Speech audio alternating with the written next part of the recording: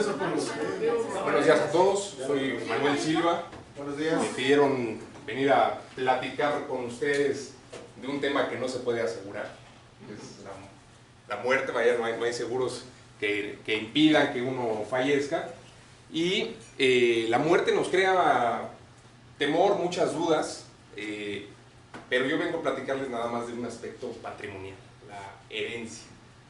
Vamos a ver qué es la herencia, qué pasa con una herencia, cuáles son las formas de heredar, con testamento, sin testamento, cómo es el trámite sucesorio y al final, si alguno de ustedes tiene un caso ya muy personal, porque en esto pues siempre hay cuestiones familiares, sensibles, me daré unos minutos si alguien quiere ver algún tema ya en privado. Gracias. Bueno, la herencia, ¿qué es la herencia? La herencia es una sucesión, es quién va a tomar mi lugar cuando yo muera. ¿Y va a tomar mi lugar en qué? Bueno, en bienes, en derechos y en obligaciones. Dicho de otra manera, se hereda lo bueno y se hereda lo malo. También heredo mis deudas, ¿verdad? Nada de que el muerto al pozo y el vivo al gozo, pues en sucesiones, en herencias, no es así. Yo heredo mis bienes, pero también heredo mis obligaciones. Y esto sucede, decíamos, por efecto de la muerte. Por efecto de la muerte, una persona deja de existir y sus sucesores, sus herederos, van a tomar su lugar. Ahora bien, ¿cuáles son las maneras en que yo puedo heredar? Me pidieron hablar, o venir a hablar, sobre testamento. Pero primero les voy a hablar de lo que pasa si no existe un testamento. Porque tenemos una cultura muy generalizada de hagan testamento. Si no haces tu testamento, dejas problemas a tu familiar. Y no es así, no siempre es así. Porque también se piensa que si no tengo testamento, se van a pelear mis familiares. Si no tengo testamento, se lo va a quedar el gobierno. No funciona así. Tenemos, decíamos, dos tipos de herencia. La testamentaria, con testamento, y la intestamentaria o sucesión legítima. ¿Por qué se llama sucesión legítima? Porque la ley es la que dice quién va a heredar. Y la ley trató de ser muy sabia y dijo, a ver, una persona normal, común y corriente, si no hizo su testamento por cualquier motivo, ¿a quién le habría dejado sus bienes? Normalmente a quien queremos más. La ley se fue por un tema de cariño, por un tema de amor. ¿Y la ley cómo pensó que va el cariño? Dice, bueno, el cariño va hacia abajo, luego va hacia arriba y luego va hacia los lados. A ver, ¿cómo estuvo eso? Si yo no tengo testamento, la ley primero va a presumir que a quien yo quise más fue a mis hijos. No tengo hijos, la ley va a buscar hacia abajo, a mis nietos. No hay hijos, no hay nietos, ya no hay más descendientes, más parientes hacia abajo. Entonces la ley va hacia arriba. No tengo hijos, no tengo nietos, heredan mis padres. No existe ninguno de estos, mis abuelos. No existe ninguno de estos, hacia los lados. Entonces ya vamos con hermanos y vamos con sobrinos. Siempre pensando la ley que un familiar que siempre es muy querido es mi esposa, mi esposo o mi concubino, concubina. Les voy a dar algunos ejemplos para que esto se entienda mejor. Yo muero sin testamento, tengo hijos, 2 hijos y a mi esposa. ¿Qué dice la ley? ¿Cómo van a heredar? A partes iguales. Esposo, esposa, concubino, concubina, toma el lugar de un hijo, como si fuera un hijo, y voy a repartir mi herencia a partes iguales. Son 3 personas, 3 partes iguales, 4 personas, 4 partes iguales. Igual pasa con los nietos. Ahora, decíamos, si no hay hacia abajo, vámonos hacia arriba. No tengo hijos, no tengo nietos, no tengo esposa, heredan mis padres. ¿Quiénes? Los 2. Partes iguales. Si no existe papá o no existe mamá ya, el que exista. Aquí seguimos una regla de los parientes más próximos excluyen, sacan a los más lejanos. Por eso, los más próximos decíamos hijos, nietos. Si estos próximos existen, los más lejanos, el cariño que se aleja, ese ya no hereda. Entonces, decíamos, en el ejemplo, tengo padres, no hay testamento, no tengo hijos, no tengo nietos, pero tengo padres, heredan mis padres. Ahora, tengo padres y tengo esposa, o tengo esposo. Ahí también hay una creencia muy común de, si muero sin testamento, mi esposa se queda con todo, o mi esposo se queda con todo. Si no hay testamento, la herencia se divide por la mitad es para mis padres y la mitad para mi esposa, esposo o concubino. Ahora, se sigue alejando el cariño, pero siempre van a ver que al esposo o esposa siempre se le considera muy, ese no se aleja, vaya, ese siempre lo tengo cerca. No tengo parientes hacia abajo, no tengo parientes hacia arriba, tengo parientes hacia los lados y no tengo testamento. ¿Quiénes son mis parientes hacia los lados? Mis hermanos, mis sobrinos. Ahí, si hay esposa, la herencia se divide en 3 partes. La esposa hereda 2/3 y mis hermanos 1/3. Como ven, se van alejando porque no es lo mismo que la esposa se divida una mitad con los padres, pues es la esposa, pero si el cariño se alejó, a ella le van a tocar 2/3 partes porque ella siempre es cercana, es un familiar cercano, y el cariño que se alejó a los hermanos sería 1/3 parte. Hermanos, ¿no? Entonces el cariño se va alejando, mientras el cariño se aleja me toca una menor porción, siempre teniendo a mi esposo o esposa como un familiar muy cercano que siempre va a heredar. En la Ciudad de México, por lo menos en el primer caso de hijos, descendientes y esposa, les decía, la esposa hereda como si fuera un hijo, siempre y cuando no tenga bienes propios. Esto se ve con mucha claridad en sociedades conyugales. Cuando yo me caso muy emocionado, me ponen un acta ahí, hay cámaras, están videograbando, mis familiares, fírmale, tarrán. ¿Y bajo qué régimen te casaste? No, luego no se acuerdan, aunque no lo crean, mucha gente no recuerda cómo se casó. Sociedad conyugal, lo que yo prometí con mi esposa es mitad y mitad. Todo lo que entre a partir de hoy lo vamos a compartir por mitades. De manera tal que si yo muero, ella tiene toda la otra mitad. Oye, es que las escrituras de la casa están a nombre de Manuel. No importa, mi esposa tiene la mitad. Los coches, las facturas, están a nombre de ella. No importa, la mitad es mía. Eso es sociedad conyugal. Y regresando a lo que se puede heredar, que les decía, bienes, derechos y obligaciones, en este tema de sociedad conyugal también es importante, porque solo puedo heredar lo que es mío. De manera tal que si yo digo la casa, el departamento de Acapulco están a mi nombre, sí, pero si estás casado en sociedad conyugal, solo podrás heredar la mitad que te corresponde. Entonces, esto es lo que pasa si no existe testamento. Como ven, no es tampoco algo terrible, la mayoría de los casos, digamos el 70% de las familias mexicanas están conformadas por una esposa, esposo, concubinos e hijos. Entonces, si yo muero, pues a mí sí me gustaría que hereden mis hijos, que hereden mi esposa, no me parece algo terrible, no es nada malo.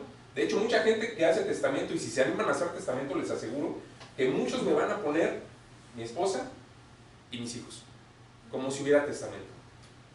Entonces, los testamentos no son un medio para evitar problemas familiares. Eso es lo que normalmente se piensa. No le dejes problemas a tu familia, no. Si yo tengo un testamento, hago mi testamento, y tengo a mi esposa, tengo a mis 5 hijos, y se me ocurre, ¿por qué no?, darle o dejar como mi única heredera a mi galana por los servicios recibidos. ¿Ustedes creen que ese testamento no va a generar problemas? Sí. Y el testamento tampoco sirve para educar después de la muerte. O sea, lo que yo no eduqué en vida, no lo voy a educar en muerte. El testamento no sirve para controlar a mi familia para cuando yo no esté. Desde la tumba no controlo nada. Entonces, hasta aquí lo que pasa si no hay testamento: sucesión legítima, sucesión intestamentaria. No sé si en este punto alguien tenga alguna duda, más o menos queda claro. Ahora, sucesión por testamento. ¿Qué es un testamento? Bueno, el testamento es un acto personalísimo. ¿Qué quiere decir personalísimo? Que solo lo puedo hacer yo. No se vale, oye, le voy a dejar un poder a mi compadre de toda mi confianza para que él haga mi testamento. No, lo tengo que hacer yo de manera personal. Y además personalísimo significa que nadie puede hacer el testamento conmigo. Por ejemplo, es muy común que en un matrimonio vayan juntos al notario a hacer su testamento, pero primero pasa uno y luego pasa otro. Es un acto personalísimo. Es un acto revocable. ¿Qué quiere decir? Que el testamento, cuando yo lo firmo, es un mero proyecto, no tiene ningún efecto, es una expectativa que no cobra efectos sino hasta que yo muero. Cuando yo muero, entonces sí el testamento cobra todo su vigor. Y mientras yo no he muerto, puedo revocar, puedo cambiar mi testamento las veces que yo quiera. Exagerando el ejemplo, voy a la notaría, 10 de la mañana, firmo mi testamento, salgo de la oficina y empiezo a meditar y no, yo creo que la regué y no tenía que haber quedado así. Me puedo regresar y volver a hacer un nuevo testamento, exagerando este ejemplo, ¿no? Y siempre el último testamento es el que prevalece. Elimina, revoca a todos los anteriores. Oye, Manuel, ¿y cómo se va a saber? Porque a lo mejor yo otorgué 10 testamentos y uno fue en la Ciudad de México, otro en Veracruz, otro en el Estado de México, Chihuahua. No se preocupen. Cuando alguien muere, lo vamos a ver en unos momentos más, se pide un informe nacional sobre los testamentos. Digo, a ver, murió Manuel, infórmame, gobierno, cuáles fueron sus testamentos. Y me sale un listado. ¿Cuándo otorgó testamento? ¿En qué notaría? Y así puedo saber yo cuál es el último y por lo tanto el válido.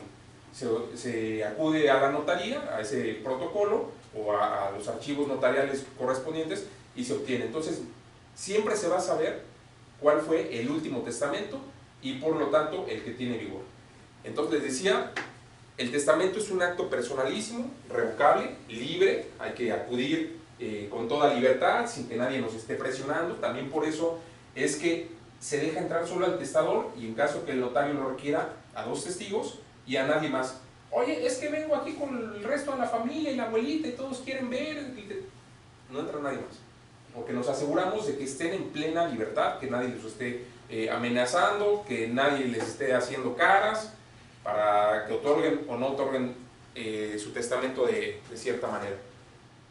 Y el testamento, este acto personalísimo, revocable y libre, sirve para disponer de mis bienes y derechos, y en su caso obligaciones, para después de la muerte. Hasta que yo me muero, sirve el testamento. ¿Qué puedo poner en mi testamento? Por ahí más o menos les dejé algunos formatos de testamento, si gustan repartirlos, y más o menos vamos viendo las figuras. La primera parte de ese formato son datos generales, digamos hasta la mitad de la página, son datos personales, ¿no? Dónde nací, cuándo nací, mi teléfono, etc. Y más adelante empiezan ya las disposiciones propiamente testamentarias. La primera forma de dejar bienes en testamento para después de mi muerte es con la figura de herederos. ¿Qué es un heredero? Es un sucesor, decíamos, el sucesor es una persona que toma mi lugar, pero no tengo que señalar bienes específicos, bienes determinados. Simplemente digo, tal persona es mi heredero. Si son 2 o más personas, le señalo cuotas, porcentajes. Una mitad para cada uno, una tercera parte para cada uno, 40% para mi hijo 1, 40% para mi hijo 2, 20% para mi esposa, las combinaciones que quieran, pero sin mencionar bienes en específico. ¿Qué ventaja tiene esta forma de testar? Que el testamento se va actualizando solito, porque nuestro patrimonio va cambiando todos los días. Cada uno de ustedes, hoy en la mañana, que pasó a cargar gasolina, que se compró un café, que pagó un microbús, su patrimonio en ese momento cambió. Y nuestro patrimonio está cambiando, sí, los fines de semana normalmente baja. Nuestro patrimonio está cambiando todos los días está cambiando. Entonces, al yo decir, le dejo un porcentaje a esta persona, ¿de qué? De lo que yo tenga. Así como aquella película de Macario que traía el costal, pues lo que tenga el muerto en el costal, al momento de colgar los tenis, eso les estoy dejando. No tengo que decir la casa, el coche, el departamento, y solito se va actualizando. No diría yo que es una desventaja, pero tiene la característica de que los herederos, cuando llegue el momento, sí se van a tener que poner de acuerdo en cómo repartirse los bienes. Porque les estoy dejando un 40, un 20, un 70% de todo lo que yo tenga. Oye, ¿y cómo nos lo repartimos? Pónganse ustedes de acuerdo. Ahora, ese es mi problema, yo difunto, pues no. Mucha gente se agobia, no, es que le voy a dejar y se van a pelear para repartir. Ese no es mi problema. Ya no es mi problema, no sirve el testamento para educar después de la muerte. Pero hay gente que dice, no, yo sí quiero dejar en cajoncitos, bien repartido, cómo va a quedar mi herencia. Para eso sirve esta figura de legados. Si ustedes ven, ahí dice nombre y bien legado. Porque ese sí, a diferencia de la herencia, es un bien específico a persona específica. Ejemplo, a mi hijo número 1, la casa de Margaritas, y a mi hijo número 2, el departamento de Acapulco. Ventaja, que queda a mi gusto, totalmente a mi gusto. Ya le estoy dejando la casa, el departamento, así yo quería, y así va a quedar. Desventaja, este testamento no se actualiza solito. Cada que cambie mi patrimonio, sobre todo en los bienes que estoy dejando como legado, tengo que actualizarlo, porque si no va a pasar lo siguiente. Había dicho a mi hijo la casa, a mi otro hijo el departamento. Y llega mi compadre y me dice, oye Manolo, el departamento de Acapulco siempre me ha gustado, cada que me invita, o sea, véndeme el hombre. Sí, cómo no, compadre, te lo vendo. Y al día siguiente me muero. ¿Qué le dejé a mi hijo número 2? Nada. Ese testamento hay que estarlo actualizando. Cada que cambie mi patrimonio en los bienes legados, hay que estarlo cambiando. Y se pueden hacer combinaciones, tanto de herencia como de legado. Es decir, puedo decir la casa a mi hijo número 1, el departamento a mi hijo número 2, y todo lo demás, todo lo que yo vaya comprando, adquiriendo por cualquier modo, que sea para mis 3 hijos y mi esposa, partes iguales. Puedo combinar las figuras de herencias y legados. Me van a preguntar ustedes, bueno, ¿y qué es mejor? ¿Qué es más recomendable? Siempre que en la oficina me hacen esa pregunta, yo les contesto lo mismo. Todo déjenlo al abogado de la notaría. Ahí yo lo puedo recomendar, porque esa es una situación personal, familiar, que solo ustedes conocen las tripas, las entrañas de la familia, y qué es lo que más conviene, y sobre todo, qué es lo que ustedes desean.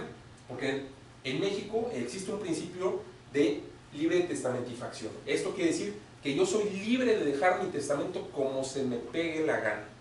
En otros países existe una parte que sí es necesariamente debo dejar a mi familia. Aquí no. Entonces, solo ustedes saben cómo lo pueden hacer, cómo lo desean hacer. No están obligados a dejarle al hijo, a la esposa, a nadie. Sí, se recomienda que no le dejen a la que prestó servicios en vida. Pero bueno, son libres para establecer lo que ustedes quieran en el testamento. Vimos ya las 2 primeras figuras, heredero legatario, para dejar bienes. Y si voltean la hoja viene la figura de albacea. ¿Qué es el albacea? El albacea no es, como también se piensa, yo digo que en México tenemos una cultura como de telenovela.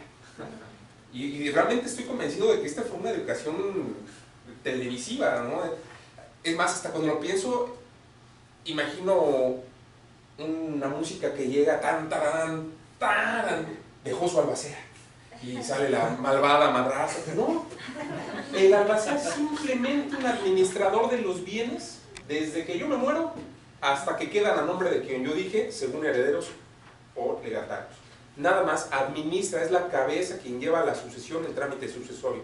Pero no es que él vaya a tomar la decisión por mí, ni que se pueda quedar con los bienes, ni que se pueda aprovechar de ellos. Nada, es un mero administrador, cabeza de los trámites, pero nada más. Ahorita dice albacea sustituto, ahorita les voy a platicar las sustituciones.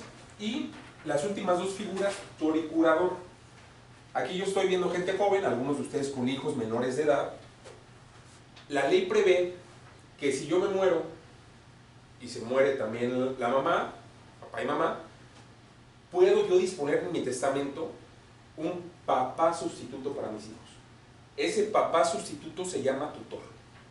Y yo puedo decir en mi testamento quién quiero que sea el tutor.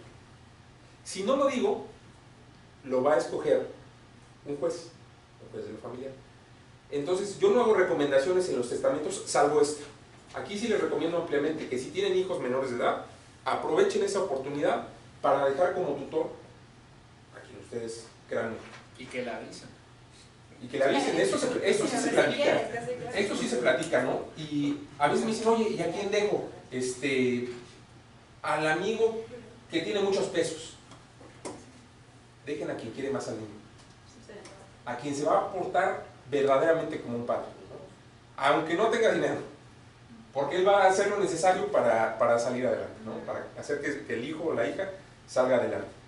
Ahora, y ahí otra regla, el que ría al último ríe mejor.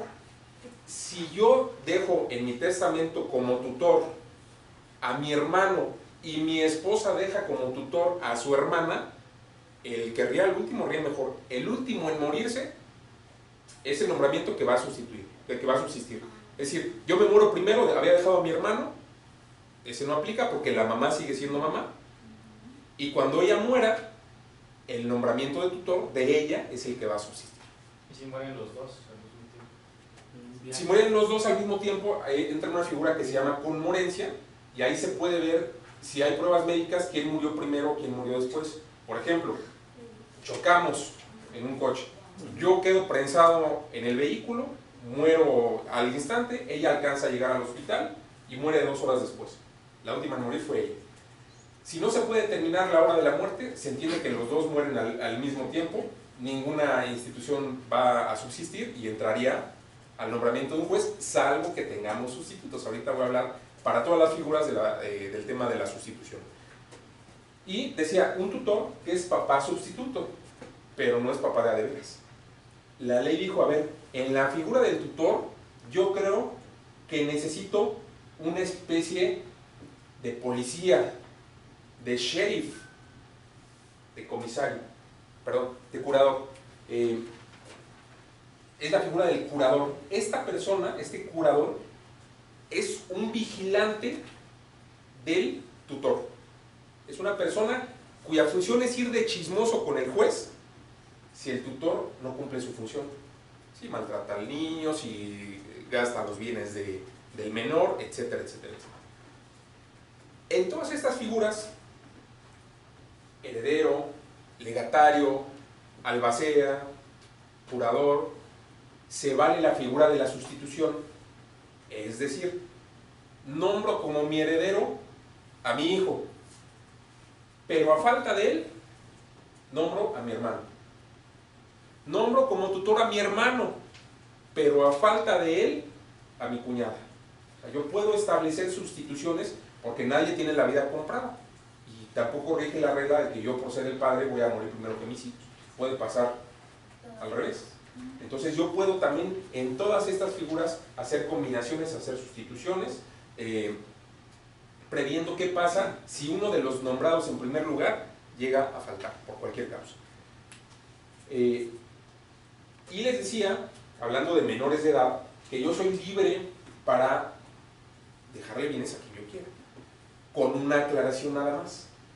Si ustedes nombran herederos a un menor de edad, o incluso si ahorita en vida le regalaran bienes a un menor de edad, y se hace necesario vender esos bienes, se requiere autorización judicial.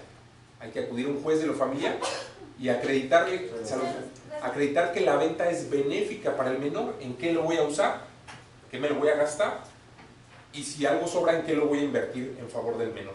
Y el juez verá si me autoriza o no me autoriza la venta.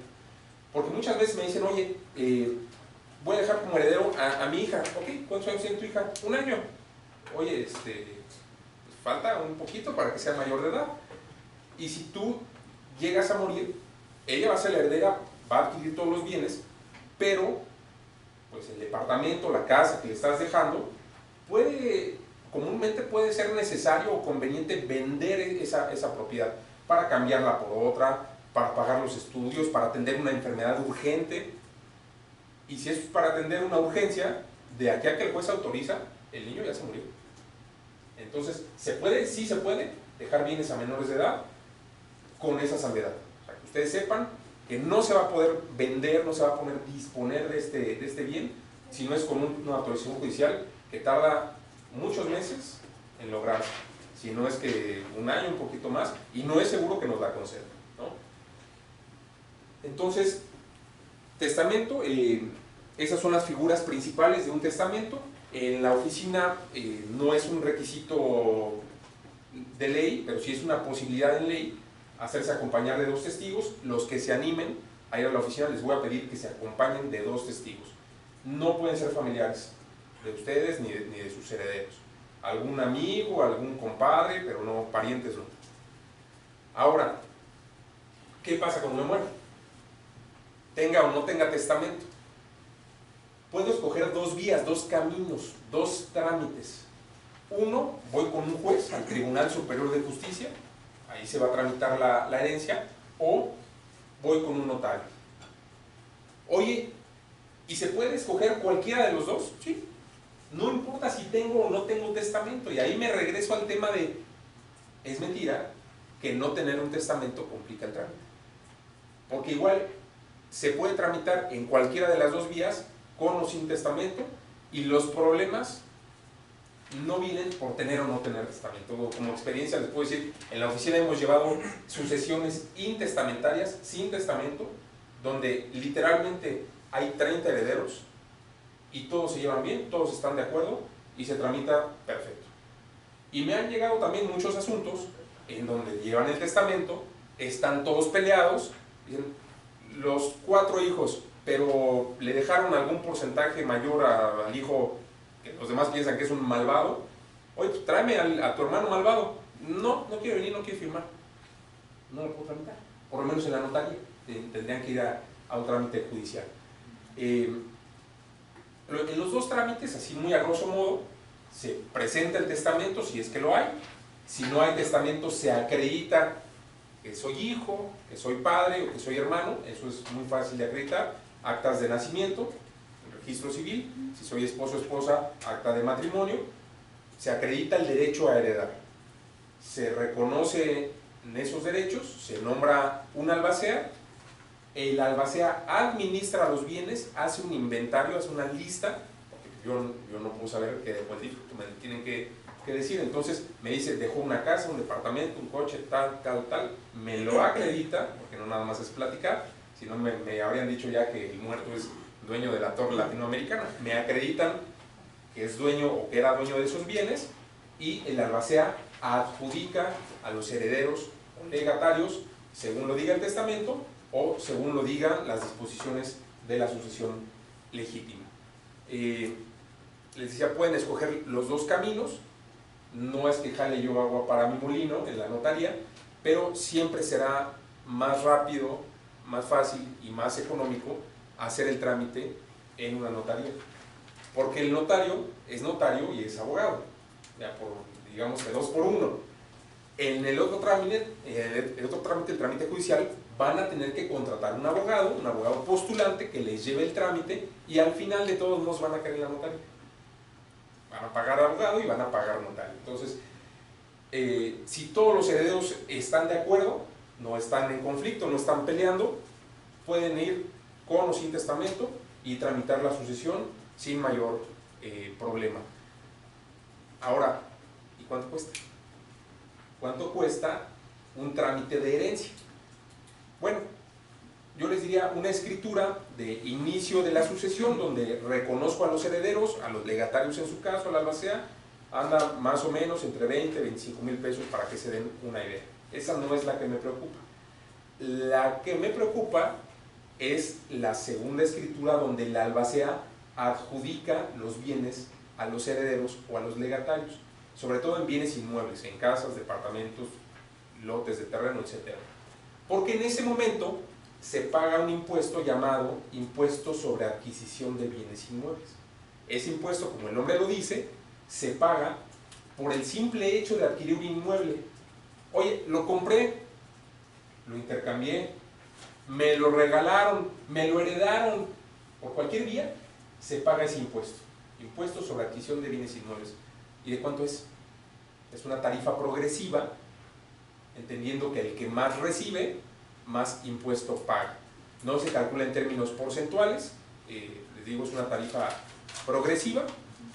Si alguno tiene un caso en específico, al final lo vemos para más o menos darles alguna orientación. Se manda a hacer un avalúo de los bienes y con base en el resultado del avalúo se calcula ese impuesto. En la Ciudad de México, en este año 2018, antes no había pasado esto, en este año sí, las sucesiones para familiares, para hijos, para esposa, tienen en ese impuesto tasa del 0%. No pagan nada. En este año 2018. No sabemos si en el 2019 se conserve. Entonces, si alguien tiene la intención de morir, es un buen año para hacerlo. La sucesión no genera impuestos federales. Este impuesto que les dije, impuesto sobre adquisición de inmuebles, si lo quisieran entender de una manera muy simple, se lo pago a Mancera o a Mieva, ahora, ¿no? Y impuestos federales, impuestos que me cobraría Peña o que me cobraría Andrés Manuel, impuestos sobre la renta, no se genera. No se genera en temas sucesorios. Ahorita que se los estoy platicando, 2018, hay una iniciativa, pensamos que no va a prosperar, de imponer un impuesto sobre herencias y legados, como funcionaba hace muchos años y funciona en otros países. La verdad es que vemos muy difícil, el sector muy difícil que este impuesto pueda progresar, ¿no? Que esto vaya a pasar, sobre todo por la política que trae el gobierno que va a entrar, de tratar de no